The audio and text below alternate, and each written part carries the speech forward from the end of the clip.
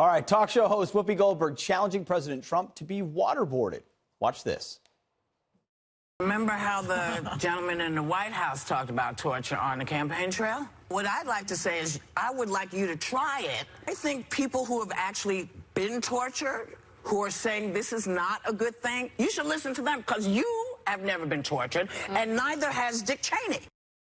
That was Whoopi. Let's bring in the author of Enhanced Interrogation.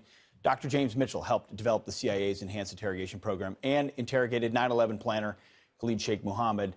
Doctor, thanks for being here this morning. So what do you make of Whoopi's comments and how they reflect the media's view of what you had to do to keep our country safe? Well, honestly, who cares what Whoopi Goldberg thinks? You know, I'm tempted to just completely dismiss it, but on second thought, maybe she could show us how it's done. The next time there's credible intelligence of another catastrophic attack with the potential to kill thousands of people in the United States, maybe she could go to some unsafe place in the world and interrogate the terrorists, and I'll stay back home. I'll stay safe with my family, and I'll criticize her like she criticized us. You know, I think what she's doing really is value signaling. I think she's preening in front of an audience that likes her to show how much more morally superior she is to us. But I would say, as a psychologist, that she needs to be careful.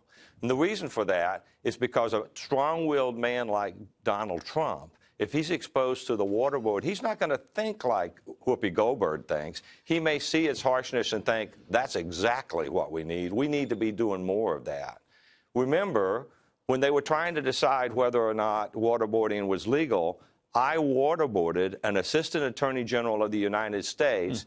He got up off the waterboard and decided that not only was it legal, not only was it not torture, but it didn't violate our treaties with other countries. So I think she just needs to be cautious. So the idea, when you waterboarded that assistant AG, the idea was, I want you to see what this feels like. And he or she stood up and said, it brought me to the precipice. I probably would give up information, but ultimately I'm safe and just fine afterwards.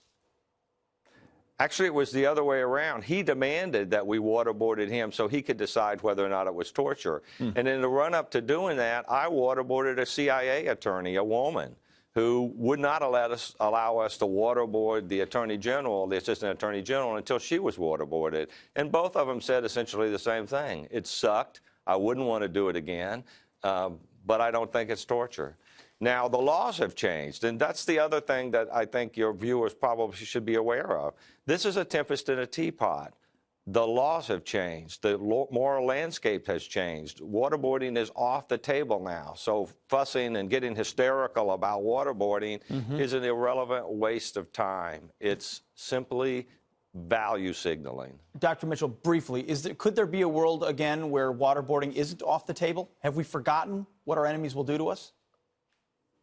Well, I actually don't think it's necessary right now, given our current threat situation and the capabilities of our organization. But if the bad guys ever get a nuclear weapon, you can bet your ass that it's going to be on the table again, because no president of the United States is going to allow a terrorist to set off a nuclear bomb in New York City or Los Angeles or Chicago or Seattle or Portland because they want to maintain the moral high ground. And if they do, they ought to be ran out of town on a rail, because that's just despicable. Dr. James Mitchell, author of Enhanced Interrogation, you know of which you speak, sir. Thank you very much for joining us this morning. We appreciate it. Thank you.